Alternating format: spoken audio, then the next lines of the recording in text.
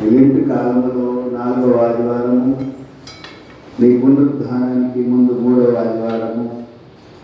నేటి ఆరాధనలో నిలిచిన మమ్మలను మీరు జ్ఞాపకం చేసుకోనండి ప్రభువా. మీ కృపాహస్తాలు ఎంతవరకు కాచి కాపాడారు ప్రభువా. వాక్యమైన దేవా, మీరు మాతో మాట్లాడండి ప్రభువా. అయోగ్యను, అపాత్రులము, ఏ భక్తి నీతి శక్తి మాలో లేకున్నాను, నీ ఉచితమైన కృపలో ఇంతవరకు మమ్మలను సజీవులుగా నిలిపి నీ కృపాహస్తాల్లో కాచి కాపాడి లెంటులో 4 ఆదివారాలు మమ్మల్ని నడిపించారు, బలపరిచారు. నీ వెలలేని ప్రేమ కొరకై లెక్కలేని స్తోత్రాలు చెల్లిస్తూ వాక్యము ద్వారా నాతో మాట్లాడమని, నా నోటి మాటలు మా అందరి హృదయ ధ్యానములు నీ దృష్టికి అంగీకారయోగ్యముడు కృపను ప్రసాదించి నీ మహిమలో మమ్మలను బలపరచుమని యేసు పరిశుద్ధ నామమును బట్టి ప్రార్థించి వేడుకొంచున్నాం తండ్రి. దయచేసి కూర్చోనండి.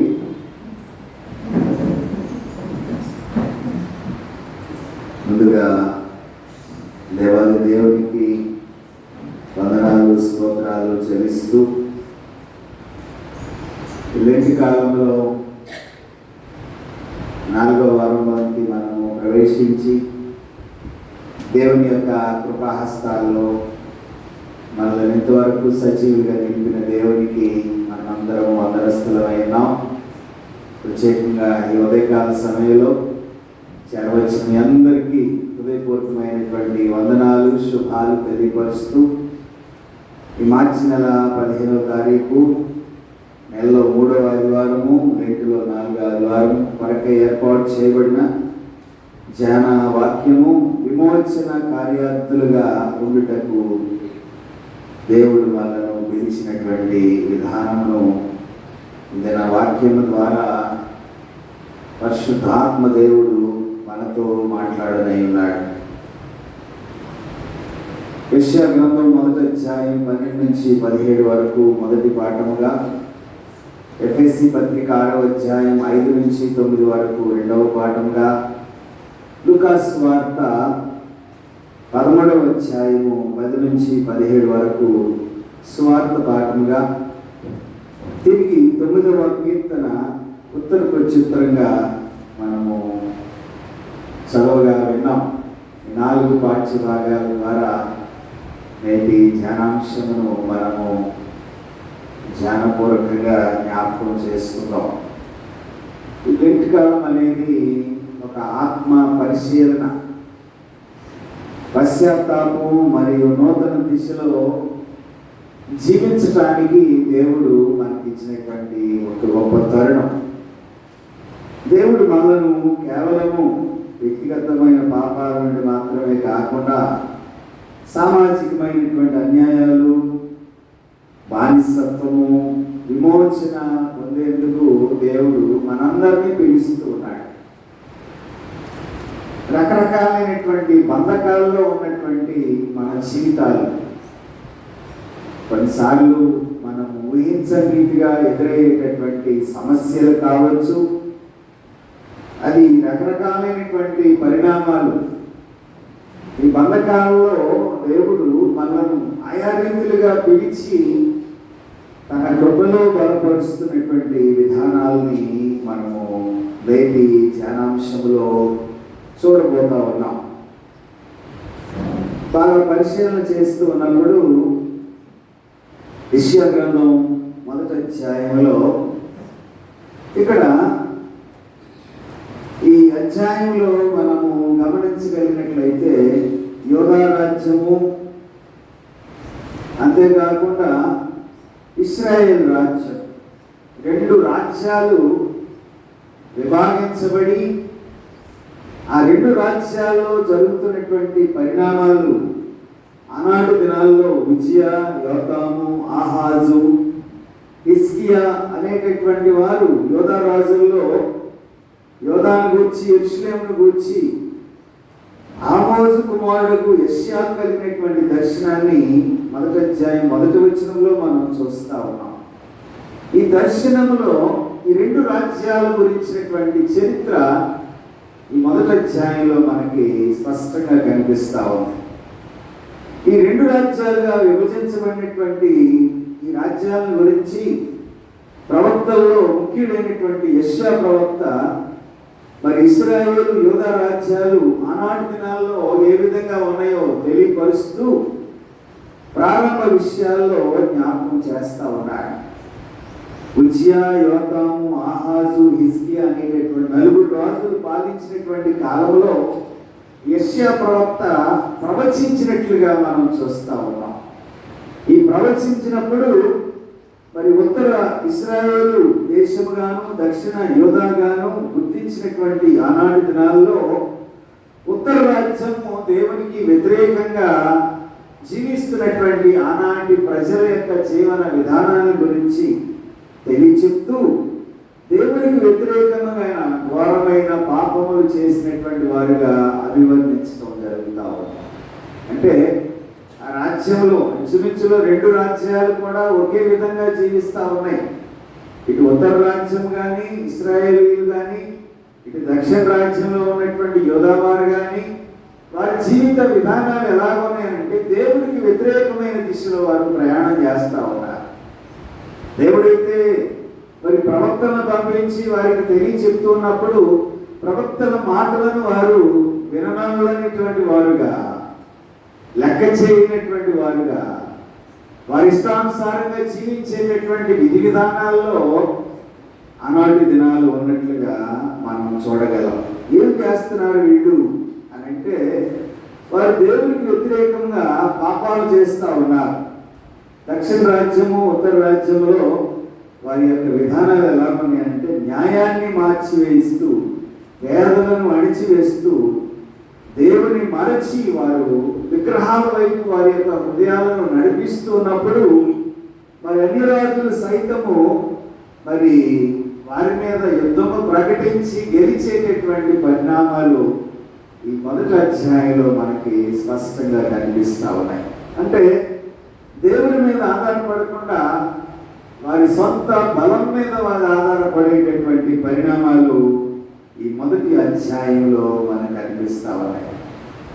ఒక పాస్టర్ గారు ప్రార్థన చేస్తూ ఉన్నారంట, అయ్యా నన్ను ఎక్కడికి పంపిస్తావు నీ సేవ చేయడానికి, నన్ను నీ సేవ కొరకు పంపించయ్యా అని చెప్పి ప్రార్థన చేస్తూ ఉన్నాడంట. చాలా కాలంగా ప్రార్థన చేస్తూ ఉంటే ఒకనొక దినాన దేవుడు ఆ పాస్టర్ గారితో మాట్లాడాడు. ఏమనంటే, ఇదిగో పలానా చోటుకు వెళ్ళు, అక్కడ వారు కాపర్లేనటువంటి వారిగా ఉన్నారు కాబట్టి నువ్వు అక్కడికి వెళ్ళి నీ సేవను చెయ్యి, నువ్వు వెళ్ళి చెప్పు, వారితో చెప్పు. ఏమనంటే, దేవుడు నన్ను నీ దగ్గరికి పంపించాడని చెప్పు, అప్పుడు వారు మిమ్మల్ని చేర్చుకుంటారని చెప్పి ఆ పాస్టర్ గారికి దేవుడు మాట్లాడితే ఆయన ఆ విధంగానే ఆదివారం నాడు ఉదయాన్నే సిద్ధపడి ఆయన వాక్యాన్ని సిద్ధపడి ఆయన ఆ దేవాలయానికి వెళ్ళాడు.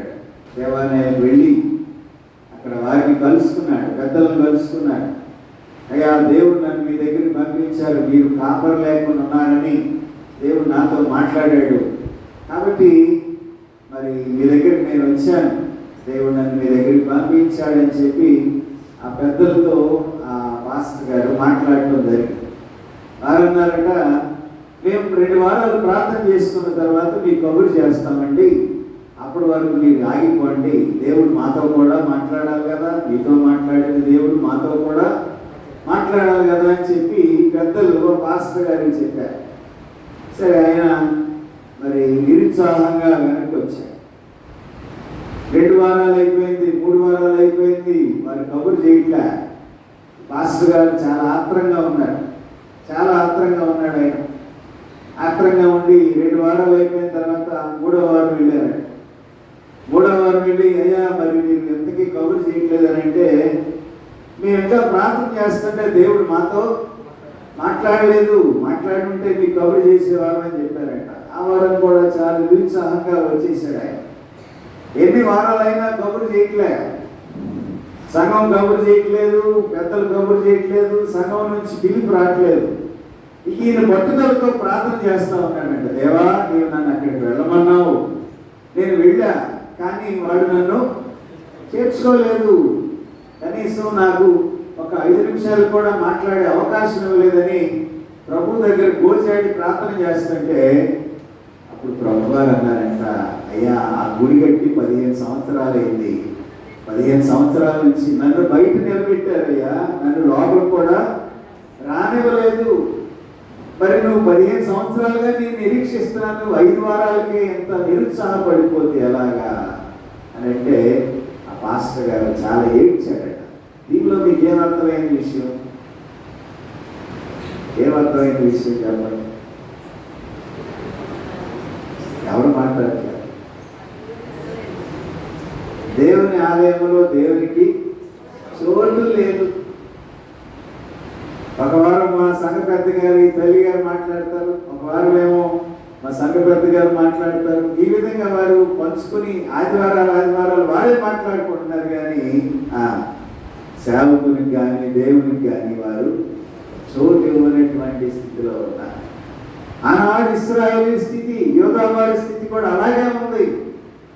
దేవునికి వారు చోటు ఇవ్వకుండా, దేవుని మాటకు విలువ లేకుండా, దేవుని ఆలోచనకి, దేవుని యొక్క వాక్యానికి వారు చోటు ఇవ్వనటువంటి స్థితిలో ఆనాటి యోధా వారు ఏ విధంగా ఉన్నారు? 2వ వచనం 3వ వచనం చదువుదాం. యెహోవా మాట్లాడుచున్నాడు,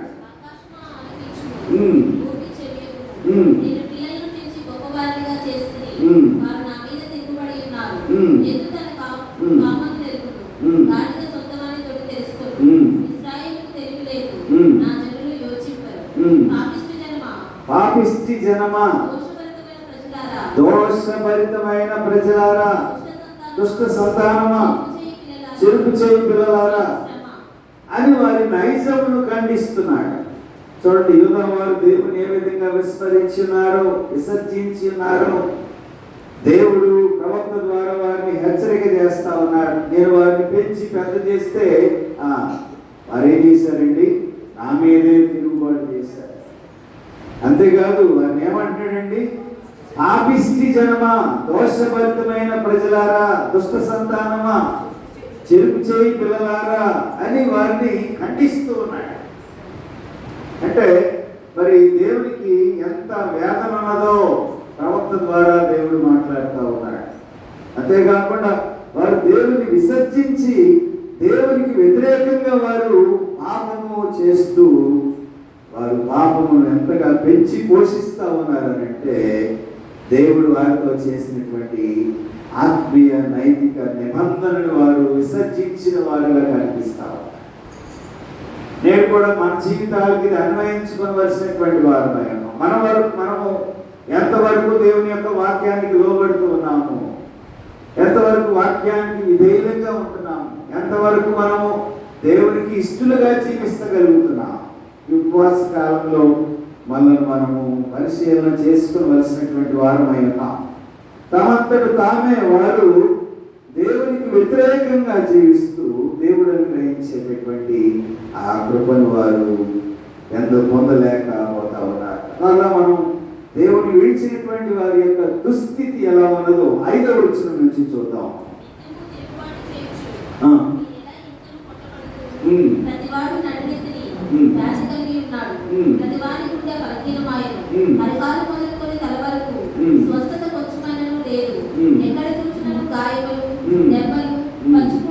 అవి పిండబడలేదు, కట్టుబడలేదు, తైలంతో మెత్తన చేయబడలేదు. మీ దేశము పాడైపోయేను, మీ పట్టణంలో అగ్ని చేత కారిపోయేను. మీ ఎదుటనే అన్యులు మీ భూమిని తిరివేయుచున్నారు. అన్యులకు తలెత్తించు నాశనం వలె పాడైపోయేను. దేవుడు విడిచినటువంటి ప్రజల యొక్క దుస్థితి ఎలా ఉందంటే నడువెత్తి మొదలుకొని అరికాలు వరకు వారికి స్వస్థత లేదు. ప్రతివాని గుండె బలహీనమైపోయింది, గుండె జబ్బులకు లోనైనటువంటి స్థితి. దేశము పట్టణము పాడైపోయింది. మరి వారు పాపం చేయించినంత కాలం దేవుడితో వారు సంబంధాన్ని కోల్పోయారు, దేవుడితో ఉండేటటువంటి అనుబంధాన్ని వారు కోల్పోయారు, దేవుడితో ఉండేటటువంటి ఒక ప్రత్యేకమైన స్థితిని. ఎందుకనంటే వారు దేవుని విడిచిపెట్టారు కాబట్టి వారి పాపాలు ఒప్పుకొనక దేవుని వైపు వారు ఆయన వైపు తిరగకుండా అస్వస్థులై అన్ని అన్ని బాధలతో ముండ్లతో వారి యొక్క జీవితం ఉన్నది. నడినెత్తి మొదలుకొని అరికాలు వరకు వారికి స్వస్థత లేదు. ఎందుకంటే దేవుని విడిచినటువంటి ప్రజలుగా వారు జీవిస్తూ ఉన్నారు. దేవుని విడిచినటువంటి ప్రజలుగా వారు జీవిస్తూ ఉన్నారు. ఈ దినము మనము చదువుకున్నటువంటి వచనములో మనము 12వ వచనం నుంచి 17వ వచనం వరకు చదువుకున్నటువంటి ఈ భాగంలో ఆచారబద్ధమైనటువంటి మత జీవితము వారి జీవితంలో మరి హేయమైనదిగా వారు గుర్తించలేకపోతా ఉన్నారు. ఏదో రొటీన్గా ఉండేటటువంటి వారి జీవిత విధానం.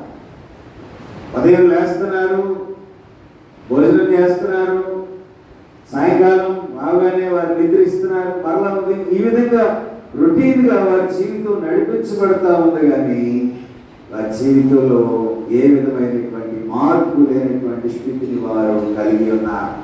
కాబట్టి వారి జీవితం ఎలా ఉందనంటే సొదొమ గొమొర్రా యొక్క మరి శాపగ్రస్తమైన పట్టణంలో పరిస్థితులు ఎలా ఉన్నాయో వారి జీవితాల్లో కూడా ఉత్తర రాజ్యంలో దక్షిణ రాజ్యంలో ఉన్నటువంటి పరిణామాలు అలాగే ఉన్నట్లుగా ఇక్కడ మనము జ్ఞాపకము చేసుకోవలసినటువంటి వారమై ఉన్నాం. కాబట్టి 16వ వచనంలో ఏమని మాట్లాడుతున్నాడంటే మారు మనసునకు ఆహ్వానిస్తూ మీరు కడుక్కొనుడి, శుద్ధి చేసుకొనుడి అని ప్రవక్త ద్వారా దేవుడు మాట్లాడుతున్నాడు. ఏం కడుక్కోవాలి? వారి హృదయాలు కడగబడాలి, వారి పరిస్థితులు కడగబడాలి, వారికి ఉన్నటువంటి అవలక్షణాలన్నీ తీసివేయబడాలి, వారు దేవుని సన్నిధికి రావాలి, దేవుని వాక్యానికి లోబడాలి. ప్రతి ఒక్కరూ వారి జీవితాన్ని దేవుడిలో బలపరుచుకోవాలని మరి ప్రవక్త ద్వారా కడుగుకొనుడి, శుద్ధి చేసుకొనుడని ఆహ్వానిస్తున్నారు. ఆచారబద్ధమైనటువంటి వారి ఆచారాలని బదులుతో వారు మనస్సు మారి నూతన హృదయంతో దేవుని దగ్గరికి రావాలని దేవుడు వారిని పిలుస్తూ ఉన్నాడు. కాబట్టి వారి పాపం కడుక్కొని దేవుని యొక్క సన్నిధికి రావాలి. వారి బలులతో ఆయన ఆరాధించినప్పటికీ ఆయన వారి వైపు చూడటం లేదు అనేటటువంటి విషయాన్ని ఇక్కడ మనము జ్ఞాపకం చేసుకోవలసినటువంటి వారమై ఉన్నాం. కాబట్టి మనము వారు ఏం చేయాలో కూడా ఇక్కడ రాయబడి ఉంది. 16వ వచనం నుంచి మనం చదివితే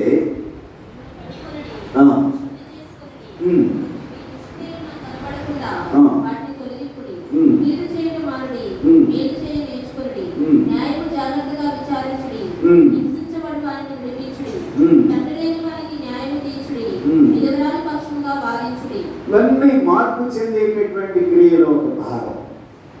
మరి ఏం చేయాలో ఇక్కడ ప్రవక్త ద్వారా జ్ఞాపకం చేస్తూ అన్యాయాలు, అక్రమాలు, దౌర్జన్యాలు వారి జీవితంలో విడిచిపెట్టి దేవుడి వైపునకు తిరిగి పాప క్షమాపణ ద్వారా వారు జీవితాన్ని పవిత్రీకరించుకోవాలి. మారు మనసు పొందమని హెచ్చరిక చేస్తా ఉన్నారు. మారు మనసు పొందకపోతే వారి ఖడ్గం పోలవుతారని కూడా 20వ వచనంలో జ్ఞాపకం చేస్తాం. అంతేకాకుండా వారి నగరం పాడైపోతుంది, వారి వెండి ద్రాక్ష రసాలు చెడిపోతాయి, వారు జరిగించేటటువంటి అన్యాయాలు, అక్రమాలు, ఇశ్రాయేలీయులు వారి దేవుడిని శిక్షిస్తానని దేవుడు వాగ్దానం ఇస్తూ అతిక్రమం చేయవారు పాపులు లయమైపోతారని దేవుడు మాట్లాడతాడు.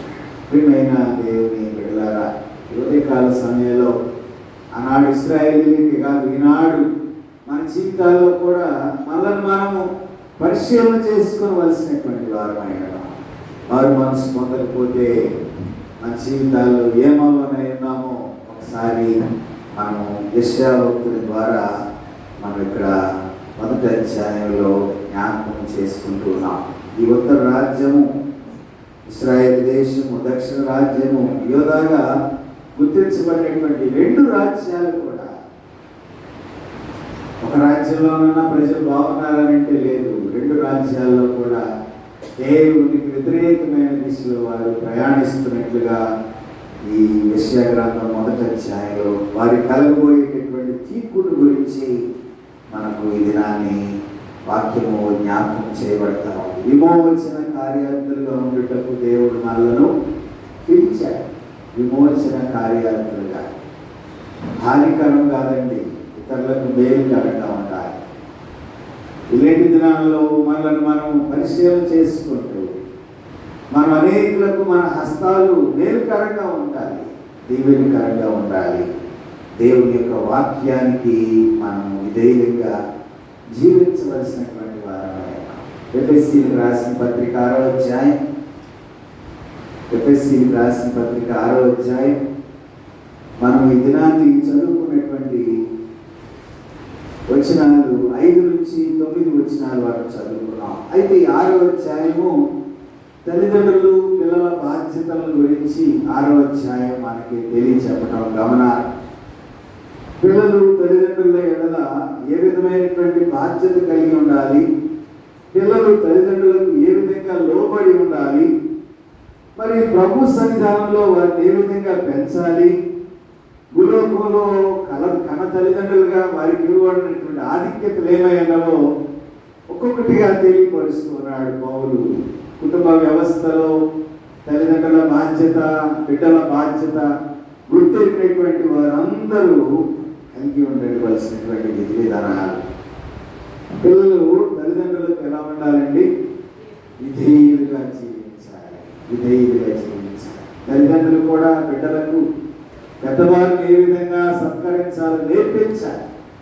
ఈరోజు గౌరవాలు తగ్గిపోయింది. పెద్దవారు ఎవరైనా కనపడితే విష్ చేయట్లే, హలో అన్నట్లుగా వారు చూస్తూ ఉంటారు. ఎందుకంటే మనం నేర్పించాలి, పెద్దలకు విష్ చేయడం నేర్పించాలి, గౌరవప్రదమైన స్థితిలో వారిని పెంచాలి.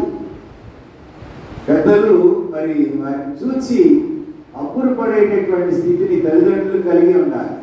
ముందు మనకే లేదేమో మనం ఆలోచన చేయాలి. ముందు మనకే లేదు, మన పిల్లలకు మనం ఏం నేర్పించగలం అనేటటువంటి ప్రశ్న కూడా మన ముందు తారసిల్లేటటువంటి ప్రమాదకరమైన దినాల్లో మనం ఉన్నాం. మీ బిడ్డలకు ఆ విధంగా నేర్పించగలుగుతున్నారా? మీ బిడ్డలకు విధేయత కలిగి ఉండే మనస్సు ద్వారా చెప్పగలిగేటటువంటి పరిస్థితులు మన కుటుంబాల్లో ఉన్నాయా?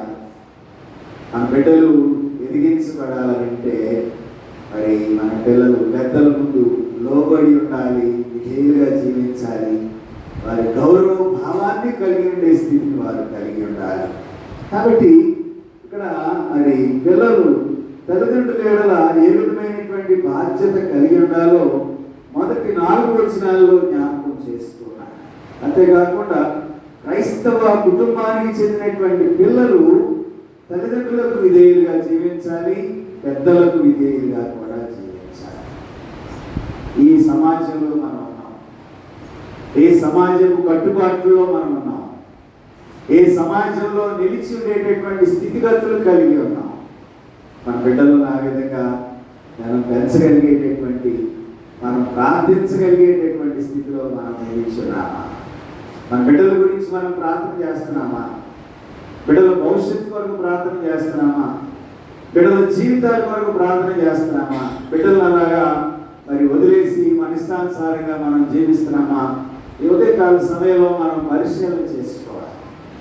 ఈ మాటలు చెప్తున్నందుకు దయతో ఎవరు బాధపడద్దు. ఇక్కడ మరి పిల్లలు తల్లిదండ్రుల ఎడల కలిగి ఉండవలసిన బాధ్యత, తల్లిదండ్రులను రెండవది ఏమిటంటే సన్మానించాలి. చాలాసార్లు మీతో చెప్పాను ఈ మాట. పిల్లలు తల్లిదండ్రులకు విధేయులుగా ఉండాలి, రెండవది సన్మానించాలి. సన్మానించడం అంటే ఏం చేయాలి? సన్మానం అనేటటువంటి మాటలు అర్థం ఏంటి? గౌరవించాలి అని అంటే తల్లిదండ్రులు చెప్పిన మాట బిడ్డలు వినాలి, అదే గౌరవించడం, లోపట్టడం. అదే నేటి దినాల్లో ఒక రకమైనటువంటి టెక్నాలజీతో కూడినటువంటి అధునాతన కాలంలో మనం ఉన్నాం. అక్కడక్కడ మనం చూస్తా ఉన్నాం, ఉపాధ్యాయులు కొట్టినటువంటి విద్యార్థులు పాఠశాలలో పాఠాలు చెప్తుంటే విద్యార్థులు ఏం చేస్తున్నారండి? ఉపాధ్యాయుల్ని కొడుతున్నారంట. అంటే కొట్టడం అంటే అర్థమైంది, అక్కడ వాళ్ళు ఒక విలనిజం చేస్తున్నారు, వాసిజం చేస్తున్నారు. విధేయత లేదు, లోబడే మనస్సు లేదు, హీరోయిజంగా ఫీల్ అవుతున్నారు.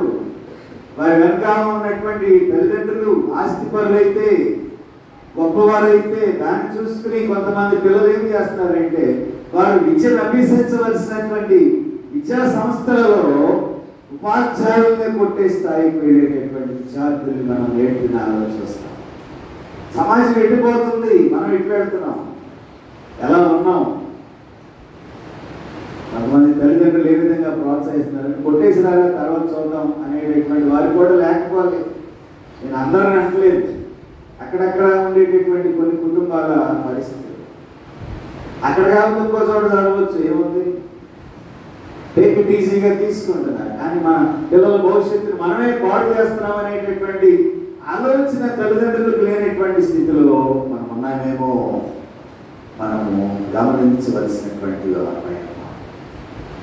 మనకు ఆజ్ఞల్లో ఆజ్ఞగా ఇవ్వబడినటువంటి ఆజ్ఞ ఏమిటంటే, నీ దీర్ఘాయుష్మంతుడు ఒకనట్లు నీ తల్లిని తండ్రిని సన్మానించము. సన్మానించడం అంటే ఏంటి? మరి లోబడేటటువంటి మనసు, విధేయత కలిగి ఉండే మనసు. ఎంతవరకు లోబడుతున్నారు, ఎంతవరకు విధేయులుగా ఉంటున్నారు? మనము మన లెక్చ్ ఉంటుంది హై స్కూల్లో, కాలేజీల్లో, మరి ఉదయాన్నే మరి లెక్చ్ చెప్తారు ఏమిటంటే, భారతదేశం నా మాతృభూతి, భారతీయులందరూ సహోదరు, నేను నా దేశమును ప్రేమిస్తున్నాను అని పిలిచి చెప్తారు. నా తల్లిదండ్రులను గౌరవిస్తున్నాను, నా ఉపాధ్యాయుని గౌరవిస్తున్నాను, నా దేశాన్ని గౌరవిస్తున్నాను. ఎంతవరకు గౌరవిస్తున్నాం, ఎంతవరకు విధేయత చూపిస్తున్నాం, ఎంతవరకు లోబడి ఉంటున్నాం, ఎంతవరకు సన్మానిస్తున్నాం? పరిశీలించాలి. ఏదైనా ఇంటర్వ్యూకి వెళితే ఆ ఇంటర్వ్యూ చేసేటటువంటి అధికారి కొన్ని ప్రశ్నలు వేస్తారు. ఆ ప్రశ్నలకు సరైనటువంటి జవాబు చెప్తేనే ఆ ఇంటర్వ్యూలో తాను క్వాలిఫై కాగలడు. తన యొక్క నడవడిక పరిస్థితులు అన్నింటినీ గమనిస్తాడు ఇంటర్వ్యూ చేసేటటువంటి అధికారి. తను నిలబడే విధానము, తను జవాబు చెప్పే విధానము, తను కూర్చుండేటటువంటి విధానము, తన ఆఫీస్లో తను చేసేటటువంటి పనికి ఏ విధమైనటువంటి గౌరవాన్ని తీసుకుని రాగలడో అన్ని పరిశీలన చేసిన తర్వాతే అతను సెలెక్ట్ కాగలడు. ఒక ఇంటర్వ్యూకి వెళ్ళినప్పుడు ఆ ఇంటర్వ్యూ అధికారి వచ్చేటటువంటి వారిని పరిశీలన చేస్తూ ఉన్నారు. ఆవిడ లేడీ డైరెక్టర్. ఆవిడ ఏం పరిశీలన చేస్తూ ఉన్నారంటే, అక్కడ ఉన్నటువంటి వాచ్మ్యాన్కి కొంత డబ్బు ఇచ్చి ఆ డబ్బును అక్కడ పడేసి వచ్చేటటువంటి ఇంటర్వ్యూకి వచ్చేటటువంటి వారందరినీ ఒక్కొక్కరిని పరిశీలన చేస్తూ ఉంది ఆవిడ. ఆ వాచ్మ్యాన్ చెప్తున్నాడు, ఆ లిఫ్ట్ దగ్గరికి రాగానే డబ్బు ఒకటి పడిపోయింది, మీదేనంటే ఇద్దరు ముగ్గురు ఇది నాదేనా తీసుకెళ్ళిపోయారు. కానీ నాలుగో వ్యక్తి వచ్చిన తర్వాత ఆ డబ్బు తీసుకెళ్ళాలి, ఇది నాది కాదు అని వెంటనే ఆ వాచ్మ్యాన్కి ఇచ్చేసింది. ముగ్గురు తీసుకున్నారు, ఒక్కరే తీసుకోలేదు. లోపలికి ఆవిడ వెళ్ళారు ఇంటర్వ్యూ చేయడానికి, ముగ్గురిని పిలిచారు. మీ ముగ్గురు కూడా మీ డబ్బు కాని దాని కొరకు మీరు ఆశపడ్డారు కాబట్టి ఆఫీసులో మీరు పనిచేయడానికి అనర్హులు అని ఒక మీద చెప్పేసి, కానీ ఏ ఒక్క వ్యక్తితో డబ్బు తీసుకోకుండా ఇది నాది కాదని వెనక్కి ఇచ్చేసిందో ఆవిడ సెలెక్ట్ అయింది. ఈ పరిణామం వల్ల మీకేం అర్థమవుతుందనంటే, ఇక్కడ యథార్థత కావాలి, నమ్మకం కావాలి. రేపు ఆఫీస్లో కూడా ఇలాగే లంచగొండలుగా మారి ఆఫీస్ యొక్క బరువు తీసేటటువంటి వారు నాకు అక్కర్లేదని ఆవిడ ఆ ప్రయోగం చేసింది. ఆ ప్రయోగంలో ఆమెకు కావలసినటువంటి ఒకడు సెలెక్ట్ చేశారు. మిగతా వారందరూ చాలా సుప్రీంగా ఫీల్ అయ్యారు. ఈ ఉద్యోగానికి మేమే అర్హులవి, ఆ విధమైనటువంటి కెపాసిటీ మాకున్నది, ఆ విధమైన ఎలిజిబిలిటీ మాకుంది అనుకుని వారి విరవీగారు. కానీ అక్కడికి వచ్చేసరికి వినయము, విధేయత, లోబడే మనస్సు, తను తాను తగ్గించుకొని తన వే ఆఫ్ డ్రెస్సింగ్ అదంతా ఆ ముగ్గురు ఈమెను అసహించుకున్నారు. కానీ ఆ ముగ్గురు విసర్జించబడ్డారు, ఈవిడ మాత్రమే సెలెక్ట్ చేయబడ్డారు. ప్రియమైన దేవుని బిడ్డలారా, నీలో ఉన్న నమ్మకము, నీలో ఉన్న యథార్థత, నీలో ఉన్నటువంటి భక్తి, నీలో ఉండే లోబడే మనస్సు, ఆ విధమైన మనస్సు ద్వారా మంచి పిల్లలుగా మన పిల్లలు తీర్చిదిద్దబడినప్పుడు తల్లిదండ్రులు సన్మానించబడతారు, బిడ్డలు కూడా సన్మానించబడతారు. నీ దీర్ఘాయుష్మంతుడు ఒకట్లు నీ తల్లిని తండ్రిని సన్మానించమనేటటువంటి మాటలో ఉన్నటువంటి ఆంతర్యాన్ని మనం గమనించగలిగినట్లయితే మరి ఎలా ఉండాలి? ద్వితీయోపదేశకాండము 6వ అధ్యాయము 4 నుంచి కొన్ని వచనాలు చూద్దాం. ద్వితీయోపదేశకాండం 6వ అధ్యాయము 4 నుంచి కొన్ని వచనాలు.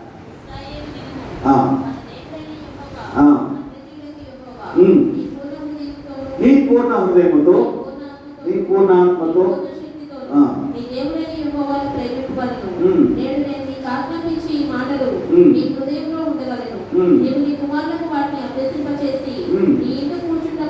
కూర్చున్నప్పుడు నడుచినప్పుడు పడుకున్నప్పుడు లేచినప్పుడు వాటిని గురించి మాట్లాడాలి,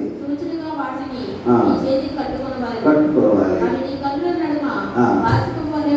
దేవుని యొక్క పిల్లలు మరి మనకి చట్టమైనటువంటి ఈ యొక్క ధర్మశాస్త్రంలో వ్రాసి ఏ విధంగా మన బిడ్డలను పెంచాలి అంటే ప్రభు యొక్క శిక్షలోను బోధలోను పెంచాలి. అంతేకాకుండా ప్రభు మార్గంలో వారిని నడిపించాలి.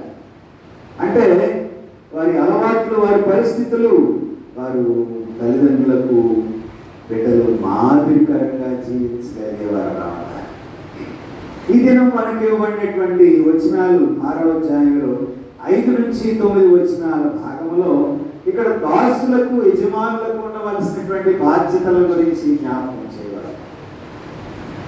దాసుని యొక్క బాధ్యతలు ఎలా ఉన్నాయో పౌలు ఇక్కడ యజమానుల గురించి జ్ఞాపకం చేస్తూ ఎలాంటి బాధ్యత కలిగి ఉండాలో చూడండి. యథార్థమైన హృదయం కలవారై ఉండాలి, యజమానులను మోసగించకుండా ఉండేటటువంటి వారు నమ్మకస్తులుగా ఉండాలి, భయము కలిగి ఉండాలి. తప్పు చేసినందువల్ల భయపడటం కాదు, కానీ యజమానులకు వారు మరి లోబడేటటువంటి విధేయత కలిగి ఉండే మనసును కలిగి ఉండాలి. అప్పగించబడినటువంటి పనులను విధేయతతో వారు జరిగించేవారుగా ఉండాలి. అంతేకాకుండా దేవుని సంతోషపరిచేవారుగా, యజమానుని సంతోషపరిచేవారుగా ఉండాలి. పైన దేవుడు మనం చూస్తున్నాడనేటటువంటి ఒక గురిని కలిగి ఉండాలి. ఇది భూలోక సంబంధమైన యజమానులకు మాత్రమే కాకుండా క్రీస్తుకు మనము దాసులుగా ఉన్నామనేటటువంటి విషయాన్ని కూడా ఇక్కడ మనం పరిశీలన చేసుకోవాలి. యజమానుడు, దాసుడు వారికి ఉండేటటువంటి అవినాభావ సంబంధం ఏ విధంగా ఉండాలి? చూడండి, 3 రకాలైన తలాంతులు ఇచ్చారు మనకి యేసు ప్రభువు చెప్పిన ఉపమానములు. ఒకరికి 5 తలాంతులు, ఒకరికి 2 తలాంతులు, ఒకరికి 1 తలాంతు ఇచ్చినటువంటి వృత్తాంతం మనందరికీ తెలుసు. కానీ ఆనాటి దినాల్లో సేఫ్ లాకర్లు లేవు, బీరువాలు లేవు, దాచుకోవడానికి ఏమీ లేదు. దాచుకునేటటువంటి స్థలం ఏమైనా ఉన్నదనంటే అది భూమే. భూములు దాచుకునేటటువంటి రోజులు అది. ఎంత ఖరీదైనటువంటి విలువైనటువంటి వస్తువు అయినప్పటికీ ఎక్కడ దాస్తారండి? భూమిలో దాస్తారు. ఎందుకంటే ఆ రోజుల్లో టెక్నాలజీ లేదు. ఈ రోజు అంటే అన్ని రకాలైన లాకర్స్ వచ్చేసింది. అవసరమైతే మనం ఇంట్లో దాచుకునేటటువంటి రీతిగా పరిస్థితులు లేకపోతే బ్యాంకులోకి వెళ్ళి బంగారాన్ని దాచుకునేటటువంటి సిస్టమ్ కూడా మనకు అందుబాటులో ఉంది. కానీ ఆనాటి దినాల్లో లేదు. ఆనాడు సేఫ్ లాగా లేదనంటే భూమిలో దాచిపెట్టుకునేటటువంటి రోజు లేదు. కానీ 5 తలాంతులు తీసుకున్నవాడు 5 సంపాదించాడు, 2 తీసుకున్నవాడు 2 సంపాదించాడు. కానీ 1 తలాంతు తీసుకున్నవాడు ఏంటి? భూమిలో పారిపోయాడు. ఐడిల్నెస్, సోమరితనం, కష్టపడేటటువంటి తత్వం లేదు, యజమానుడికి లోబడే మనస్సు లేదు. పైగా యజమానుడు వచ్చిన తర్వాత ఏమంటాడంటే, 5 తలాంతులు తీసుకున్నవాడే టాలెంటెడా? నాకు లేదు టాలెంట్, నాకు లేదా, నాకెందుకు ఇవ్వలేదు 5, నాకు 1 ఎందుకు ఇచ్చాడు యజమానుడని తిరుగుబాటు చేస్తా ఉన్నాడు యజమానుడి మీద. ఏమంటాడనంటే, సోమరిపోయిన చెడ్డ దాసుడా. యజమానుడు అంటున్నాడు మన దాసుని, సోమరిపోయిన ఈ కొంచెములో నీవు నమ్మకం కలిగి. మన జీవితాలు 60 సంవత్సరాలు కావచ్చు, 70 సంవత్సరాలు కావచ్చు, 80 సంవత్సరాలు కావచ్చు. దేవుని దృష్టిలో మనం ఒక చిన్న పరిమాణం కలిగి ఉన్నటువంటి స్థితిలో మనం ఉన్నామేమో మనల్ని మనం పరిశీలన చేసుకో. ఆయన యజమానుడు, మనము దాసులం. ఆయన అప్పగించబడిన పని మనం చేయడానికి నమ్మకత్వం కావాలి, యథార్థత కావాలి, లోబడే మనసు కావాలి, ప్రేమించగలిగే మనసు కావాలి. ఇక్కడ అదే బాంధవ్యాన్ని జ్ఞాపకం చేస్తూ ఏమంటాడనంటే, యజమానుడికి ఇవ్వవలసిన బాధ్యతలు, దాసునికి ఇవ్వవలసిన బాధ్యతలను ఈ 5 నుంచి 9 వచనాల్లో మరి పౌలు జ్ఞాపకం చేస్తున్నాడు. యజమానులు తన దాసులను బెదిరించకూడదు. ఎందుకనంటే యజమాని అయినటువంటి వాడు ఎక్కడున్నాడండి? పరలోకంలో ఉన్నాడు. దేవుని బెదిరించే వారంగా ఉన్నామా? మనం దాసులుగా ఉన్నాం. నీకు ఇచ్చిన తలాంతులు, నీకు ఇచ్చినటువంటి ఆధిక్యతలు, నీకు ఇచ్చినటువంటి పరిస్థితులు గుండా ఎంతవరకు నీవు ప్రయాణం చేయగలుగుతున్నావు, ఎంతవరకు నీవు నడవగలుగుతున్నావు, ఈ కొంచెంలో నీవు నమ్మకంగా ఏ విధంగా ఉండగలుగుతున్నావు మరి జ్ఞాపకం చేసుకోవాలి. మహిమను విడచి మహిలోకి దిగి వచ్చి మార్గముగా మారి మనిషిగా మార్చావు. మహిమే నీవు మాధుర్యముగా మార్చి మాదిరి చూపించి మరి రూపమిచ్చావు. మహిమలో నేను మహిమను పొందా మహిమగా మార్చింది నీ కృప. మహిమలో నేను మహిమను పొందా మహిమగా మార్చింది నీ కృప. యేసయ్యా నీ కృప నాకు చాలయ్యా, నీ కృప లేదే నే బ్రతుకలేనయ్యా.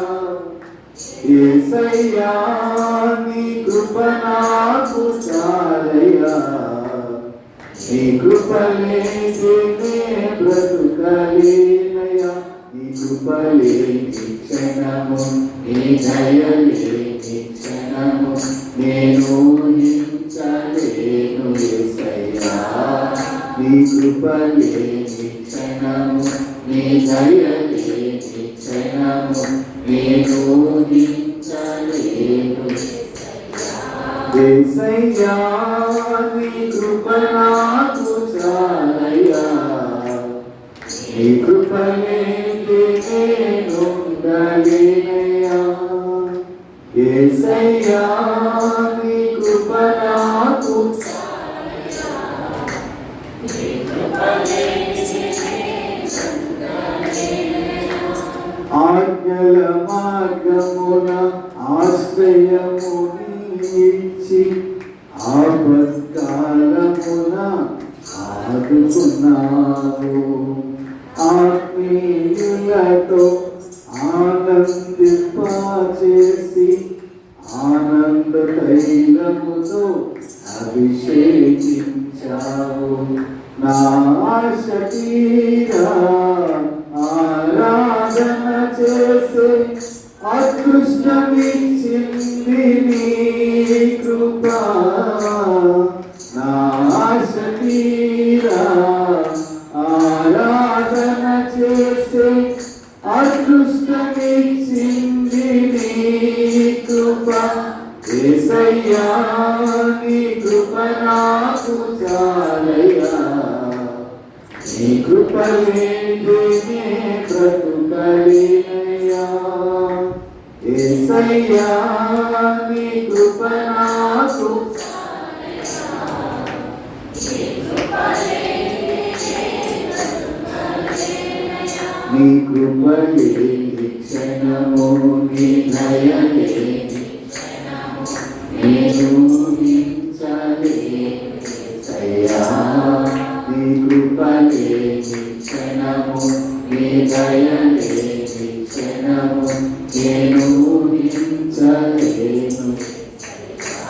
యేసయ్యా నీ కృప నాకు చాలయ్యా, నీ కృప లేనిదే నేను ఉండలేనయ్యా.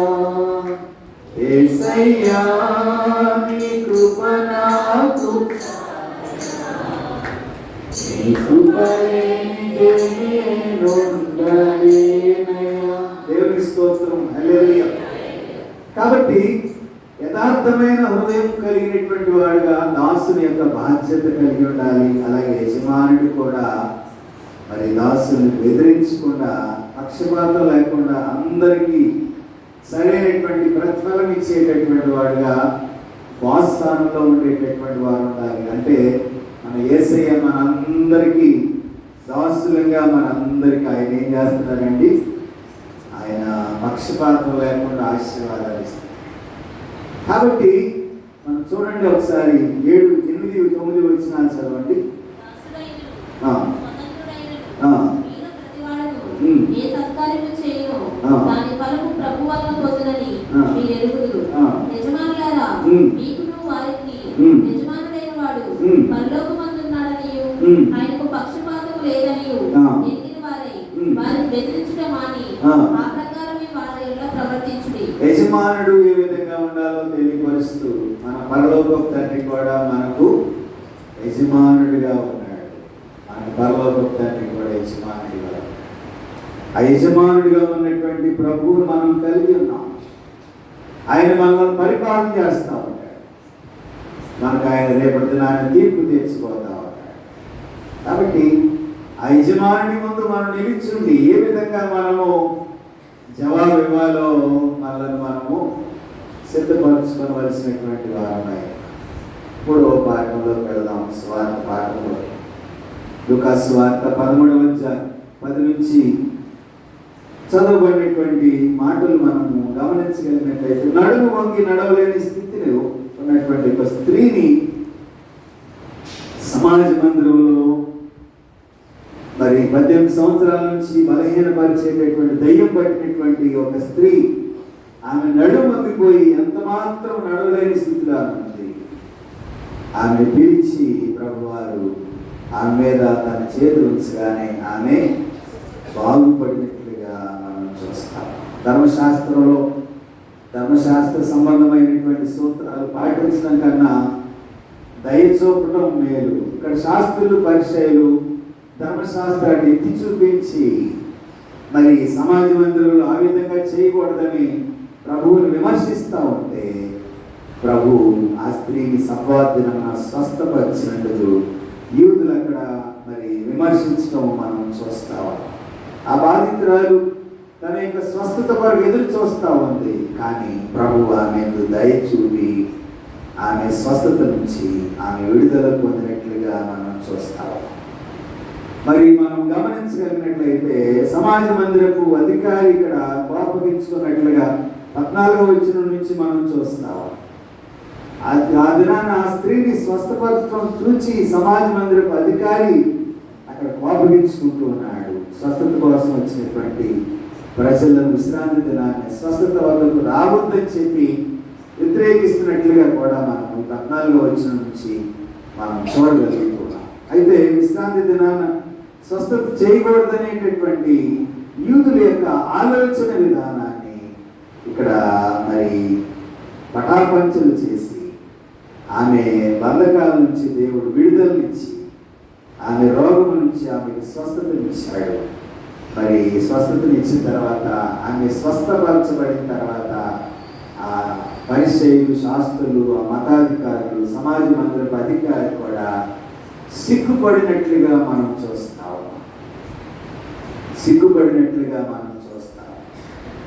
ఆయన చేసిన కార్యాన్ని బట్టి ఆమె సంతోషించింది. చట్టాన్ని పట్టుకునే వాళ్ళు ఎలాడుతూనే ఉన్నారు, కానీ వారికి ఉన్నటువంటి పరిణామాలని వారు గుర్తించలేనటువంటి స్థితిలో ఉన్నారు.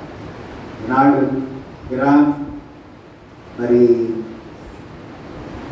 ఇజ్రాయెల్ దేశం, అమెరికా దేశం, ఎవరైతే సపోర్టివ్ దేశాలు ఉన్నాయో వారి మీద యుద్ధం ప్రకటించి యుద్ధం జరుగుతూ ఉంది. చాలా నష్టం జరుగుతూ ఉంది. ప్రజలు చనిపోతున్నారు, అమాయకులైనటువంటి వారు. ఈ మధ్యలో దళారులు కొంతమంది గ్యాస్ స్కేర్సిటీ వచ్చిందని గ్యాస్ మీద, పెట్రోల్ మీద ప్రయోగాలు చేస్తూ ఉన్నారు. ప్రభుత్వాలు చెప్తున్నాయి. మన భారతదేశానికి ఇప్పటి వరకు అండర్ గ్రౌండ్లో ఉన్నటువంటి చమురుని ఉపయోగించలేదు. ఇప్పటి వరకు చాలా మనకి మనకి అండర్ గ్రౌండ్లో స్టోరేజ్ ఉంది. మన భారతదేశానికి సరిపడినటువంటి మరి కొన్ని నెలలకు సరిపడినటువంటి ఆయిల్ నిక్షేపాలు ప్రభుత్వం వారు దాచి ఉంచారు. అంతేకాకుండా మరి ఈ మధ్యకాలంలో మొన్న 2 రోజుల కిందట మరి ఇరాన్ దేశంలో రాయబారులు, భారతదేశం రాయబారులు ఇద్దరు మాట్లాడినప్పుడు 2 ముడి చరువులు నౌకలను ఇరాన్ దేశం విడిచిపెట్టింది. ఒక నౌక ఆల్రెడీ వచ్చేసింది ఢిల్లీ, ఇంకోటి ప్రయాణంలో ఉంది. కాబట్టి సఫిషియెంట్గా ఉంది గ్యాస్ కానీ ఆయిల్ కానీ. మరి ఇవన్నీ బాగానే మన దేశంలో వారు స్టోరేజ్ చేసి ఉంచారు. కొన్ని నెలలకు సరిపోతుంది. కానీ ప్రచారం ఏం జరుగుతుందంటే ఇంకేముంది, ఇక ఆయిల్ ఉండదు, గ్యాస్ ఉండదు, మన సంక్షోభంలోకి వెళ్ళిపోతాం, లాక్డౌన్ పెట్టేస్తారని చెప్పి ఒక వినికిడి ఫేక్ న్యూస్లు వస్తూ ఉన్నాయి. చాలామంది భయపడుతూ ఉన్నారు. కానీ భయపడవలసిన పని లేదు. ఎందుకంటే గ్యాస్ కూడా సఫిషియెంట్గా ఉంది, ఆయిల్ కూడా సఫిషియెంట్గా ఉంది. దేవుడు గొప్పవాడు. మన భారతదేశానికి ఇటువంటి ప్రమాదకరమైన పరిస్థితులు లేవు. కానీ ప్రమాదం ఉందని ఫేక్ న్యూస్ ద్వారా కొంతమంది క్రియేట్ చేస్తూ ఉన్నారు. హోటల్స్ వారు భయపడిపోతున్నారు. ఎందుకంటే గ్యాస్ లేకపోతే హోటల్ నడపలేరని. కానీ దేవుడి మహాకృపలో మరి దేవుడు మనకి ఇచ్చినటువంటి అవకాశం ఏమిటంటే కొన్ని నెలలకి సరిపడినటువంటి ఆయిల్ నిక్షేపాలు మన భారతదేశంలో ఉన్నాయి. యుద్ధాన్ని బట్టి ఈ రకమైనటువంటి కొన్ని రకాలైన వార్తల ద్వారా ప్రజల్లో భయాన్ని కలుగు చేసేటటువంటి పరిణామాలు మనం నేటి దినాల్లో చూస్తూ ఉన్నాం. చివరిగా మనం గమనించగలిగినట్లయితే 9వ దావీదు కీర్తన 9-10 కీర్తనలు మరి దేవుడి న్యాయమైన తీర్పును బట్టి ఆనాటి దినాల్లో దేవుడిని స్తుతించేటటువంటి విధానము ఈ కీర్తనలో మనం చూస్తూ ఉన్నాం. దావీదు ఫిలిష్తీయుల మీద విజయం సాధించిన తర్వాత, శత్రువులపై విజయం సాధించిన తర్వాత దేవుడు చేసినటువంటి ఆశ్చర్య కార్యాల నిమిత్తమై దేవుని స్తుతించినటువంటి కీర్తనలో ఒక కీర్తనగా ఈ 9-10 కీర్తనల్ని మనము జ్ఞాపకం చేసుకోవచ్చు. ఎందుకంటే దేవుడు యథార్థవంతుడు, న్యాయమైన తీర్పులు తీర్చేటటువంటి వాడు. ఆయన దగ్గర అన్యాయం లేదు. మనుషుల దగ్గర అయితే అన్యాయం ఉంటుంది, కానీ దేవుడి దగ్గర అన్యాయం లేదు. ఎందుకంటే ఆయన యథార్థవంతుడు. తన యందు నమ్మిక ఉంచినటువంటి వారికి ఆయన తీర్పు తీర్చేటటువంటి దేవుడిని కలిగి ఉన్నాం మనం. కాబట్టి మరి న్యాయాన్ని జరిగించేటటువంటి పరిణామాల్లో చూడండి, ఇక్కడ మనం గమనించగలిగినట్లయితే మీ మాటల చేత మీరు యెహోవాను ఆయాస పెట్టుచు, దేని చేత ఆయన ఆయాస పెట్టుచున్నామని మీరు అడుగుచున్నారే. దుర్మార్గులు మరి యెహోవా దృష్టికి మంచివారుగా వారిని వారు తీర్పు తీర్చుకుంటూ మరి చూడండి 3వ వచనాన్ని ఒకసారి చదువుదాం. నీవు నా పక్షమున వ్యాజ్యమాడి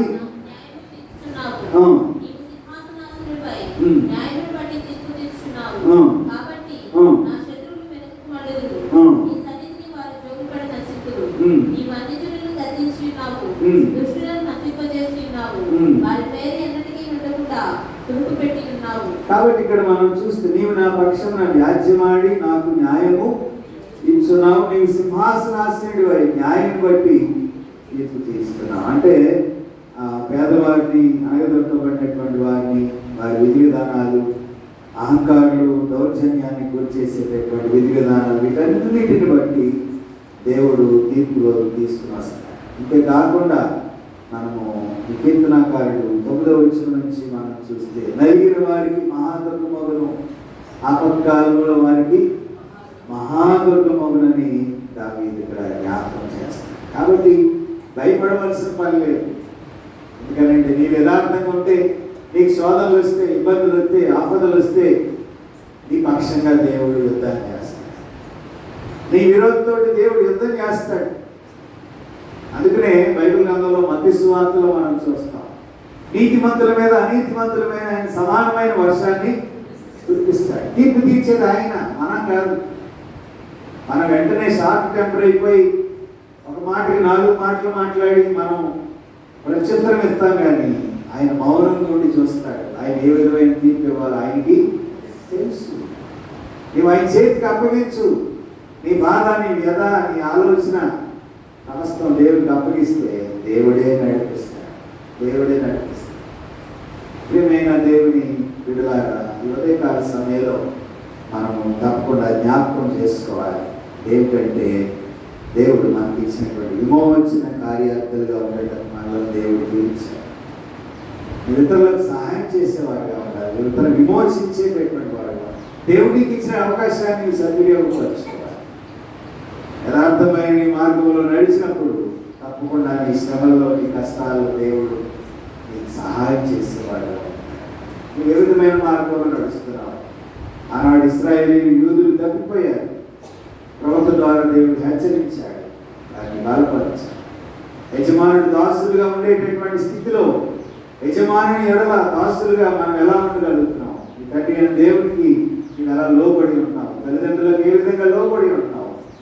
మళ్ళా మనం పరిశీలన చేసి 18 సంవత్సరాల నుంచి దయ్యం పట్టినటువంటి పోషకాలు, మరి నడుమొంగిపోయినటువంటి ఆ పిల్లలను దేవుడు స్వస్థపరిచాడు.